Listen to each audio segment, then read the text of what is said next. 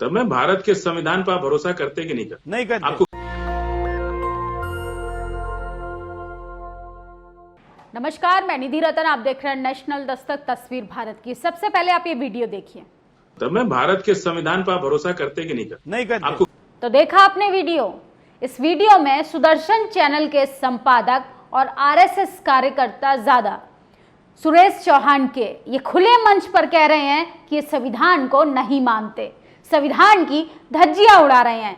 ये कह सकते हैं कि कानून को नहीं मानते हैं, जिस कानून का डंका नरेंद्र मोदी खुले मंचों पर बजाते हैं। खुले मंचों पे अपने भाषणों में कहते हैं कि डॉक्टर अंबेडकर का सम्मान होना चाहिए, भारत के संविधान का सम्मान होना चाहिए, कानून व्यवस्था का सम्मान होना चाहिए। और बीजेपी जो ये दावा करती है कि हम न्यायप्रिय हैं और कानून को सही तरीके से लागू करते हैं, लेकिन दूसरी ओर आरएसएस के कार्यकर्ता बने सुरेश चौहान के खुले मंच पर संविधान की धज्जियां उड़ा रहे हैं। उनसे पूछा जा रहा है कि आप संविधान को नहीं मानते, तो वो कह रहे हैं कि मैं संविधान को नहीं मानता हूं। सोचिए, इन पर कोई एफआईआर नहीं होगी, इन पर कोई कार्रवाई नहीं होगी, इनके घर के आगे कोई धरना प्रदर्शन नहीं होगा। राजेंद्र पाल गौतम याद है, दिल्ली के सोशल जस्टिस मंत्री, जिन्होंने 5 अक्टूबर को 22 प्रतिज्ञाएं पढ़ने पर उनको पार्टी से निकाल दिया गया। सवाल ये नहीं कि उन्होंने 22 प्रतिज्ञाएं पढ़ी और उनको पार्टी से निकाल दिया। सवाल ये है कि बहुजन समाज का, चाहे विद्यार्थी हो, चाहे युवा हो, चाहे मंत्री हो, चाहे डीएम, चाहे किसी भी पद की बात करें, अगर बहुजन समाज के व्यक्ति वहां पर नियुक्त हैं तो वो किस तरीके से उनको जातिवाद का शिकार होना पड़ता है। जाति है कि जाति नहीं। लेकिन जातिवाद की सिर्फ बात करेंगे, वाल्मीकि समाज को अपने घर खाना खाने के लिए बुलाएंगे, दलित के घर खाना खा के पानी पिएंगे, लेकिन दलित के पैर छुएंगे, लेकिन दलितों के हक अधिकारों पे बात नहीं करेंगे। केजरीवाल ये दावा करते हैं कि वो जातिवाद व्यवस्था को नहीं मानते। गुजरात में वो प्रयास कर रहे हैं इलेक्शन जीतने का, लेकिन उनके अंदर जातिवाद मानसिकता की बू आने लगी है। किस तरीके से उन्होंने राजेंद्र पाल गौतम को मंत्री पद से हटाने का प्रयास किया। सोचिए, ये तो शुरुआत है। अभी 10,000 लोगों ने बुद्धिज्म सिर्फ अपनाया ही था, 22 प्रतिज्ञा पढ़ी ही थी। दूसरा वीडियो आप ये देखिए। ब्रह्मा विष्णु और महेश को कभी ईश्वर नहीं मानूंगा, राम की पूजा करूंगा, राम कृष्ण को ईश्वर नहीं मानूंगा, राम की पूजा करूंगा। मैं गौरी गणपति हिंदू धर्म के किसी देवी देवता को नहीं मानूंगा, राम की पूजा करूंगा। ये वीडियो है लखनऊ का, उसी राम राज्य का जिसके मुख्यमंत्री माननीय योगी आदित्यनाथ हैं, जो हिंदू राष्ट्र बनाना चाहते हैं, जो तमाम संगठनों से ये दावा करवाते हैं कि हम राम राज्य लाएंगे, हम हिंदू राष्ट्र बनाएंगे। उसी हिंदू साम्राज्य में 10,000 से भी ज्यादा लोगों ने कल 22 प्रतिज्ञाएं दोहराई। ये तो शुरुआत हुई है।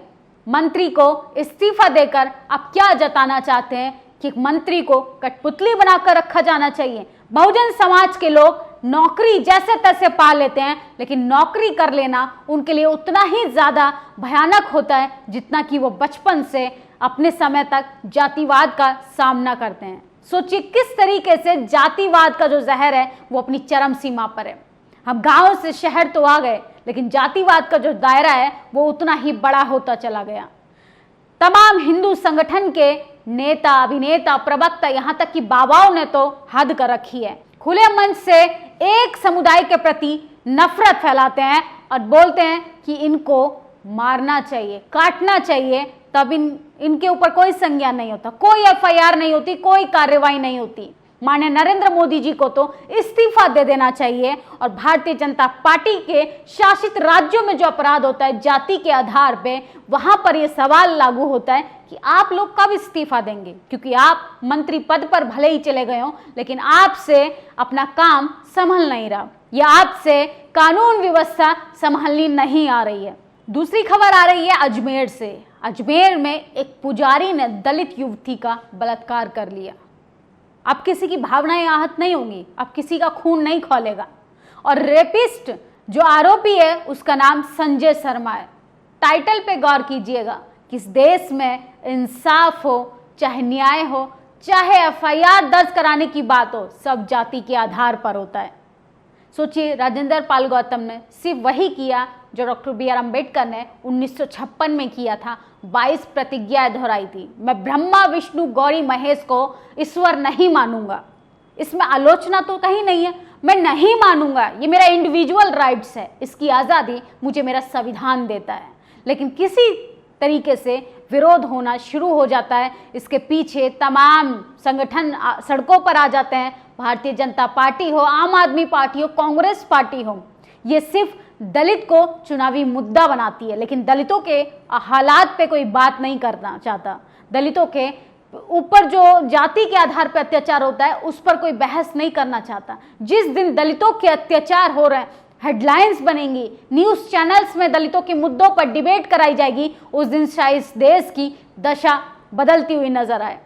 तमाम न्यूज़ चैनल्स में 22 प्रतिज्ञाओं को तो डिबेट का मुद्दा बनाया जा रहा है, लेकिन एक कास्ट एट्रोसिटी के माध्यम से एक मंत्री पद को इस्तीफा दे दिया जाता है, ये कहीं खबर नहीं बनेगी। ये है जातिवादी मीडिया का सच्चाई, यह है जातिवादी मंत्री पद की सच्चाई, यह है जाति व्यवस्था जो जमीनी स्तर से लेके मंत्री, जज, कलेक्टर की पोस्ट तक मौजूद है, कि जाति है कि जाति नहीं। सोचिए, सुरेश चौहान के खुले मंच पर संविधान को नकार रहे हैं, संविधान को गाली दे रहे हैं, कानून व्यवस्था को वो किस तरीके से कह रहे हैं कि मैं संविधान को नहीं मानता। इस देश में अगर रहना है तो न्यायप्रिय तो रहना पड़ेगा। आप जस्टिस के साथ नहीं है, जो संविधान के विरोध में है वो इस देश में जातिवादी है, वो इस देश में अत्याचारी है, वो इस देश में अपराधी है। सोचिए, कोई कैसे जबरदस्ती हिंदू बनना चाहेगा जब आप लोग संविधान को नहीं मानते। मुझे भारत में यह कहने में कोई संकोच नहीं है कि ऐसे ही लोग, सुरेश चौहान के जैसे लोग ही भारत को तालिबानी बना रहे हैं। महिलाओं का खुलेआम बलात्कार होता है तो ये लोग बात नहीं करना चाहते हैं। ये लोग धर्म की चादर ओढ़कर इस कदर खोए हुए हैं, ये खुले मंचों से कह रहे हैं कि हम भारत के संविधान को नहीं मानते। अरे इनको तो शुक्रगुजार होना चाहिए संविधान का कि आज ये बोल पा रहे हैं तो सिर्फ संविधान की वजह से। ये बोलने की आज़ादी भी उन्हें उनका संविधान देता है। ऐसे मानसिकता वाले लोगों के लिए आप क्या कहेंगे कि बहुजन समाज के व्यक्ति अगर अपनी आज़ादी के अकॉर्डिंग, अपनी अभिव्यक्ति के अकॉर्डिंग अपने धर्म की बात करें, अपने फंडामेंटल राइट्स की बात करें, अपने लिए संविधान की बात करें, तो उसके लिए इस्तीफा, उसके लिए एफआईआर, उसके लिए जेल, उसके लिए ईडी का छापा, उसके लिए आईटी सेल। लेकिन ऐसे चौहान के जैसे लोग खुले मंचों से दंगाईगिरी करें, खुले मंचों से गुंडाई करें, खुले मंचों से असंवैधानिक तरीके से बात करें, तो ये सर्वोपरि हो जाते हैं, ये धर्म के रक्षक हो जाते हैं और ये भारत में माननीय पद पर माने जाते हैं। सोचिए, इन्होंने ठेका लिया है चैनल कम आरएसएस का भक्त के रूप में धर्म का प्रचार प्रसार करने का। इनके कैरेक्टर से कहीं नहीं लगता कि ये पत्रकार हैं। पत्रकार के नाम पे ये धर्म प्रचारक हो गए हैं। अरे धर्म प्रचारक कम, ये गुंडे ज़्यादा हो गए हैं। ये धर्म के नाम पे तमाम तरीके की अफवाहों को बढ़ावा देते हैं और एक समुदाय, मुसलमानों के प्रति, दलितों के प्रति ये सिर्फ समाज में जहर बो रहे हैं। जो लोग कहते हैं कि हम बैठकर दिन रात यहाँ जातिवाद फैला रहे हैं, जो जाति नहीं मानता उसकी भी जाति है। जो लोग ये सोचकर बैठे हैं कि जातिवाद खत्म हो चुका है, तो उन लोगों को भी ये सोचना चाहिए कि मटके से पानी पीने पर लोगों को मार दिया जाता है।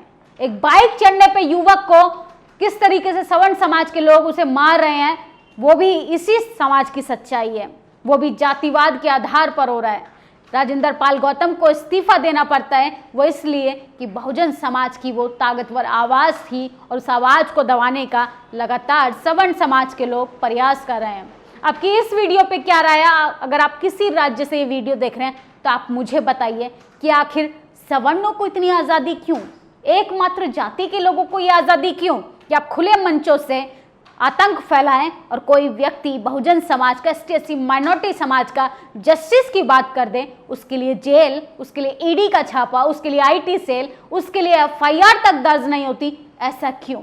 अगर जातिवाद नहीं है, जातीय भेदभाव नहीं है, तो ये क्या है? आप मुझे अपनी प्रतिक्रिया जरूर दें। शुक्रिया।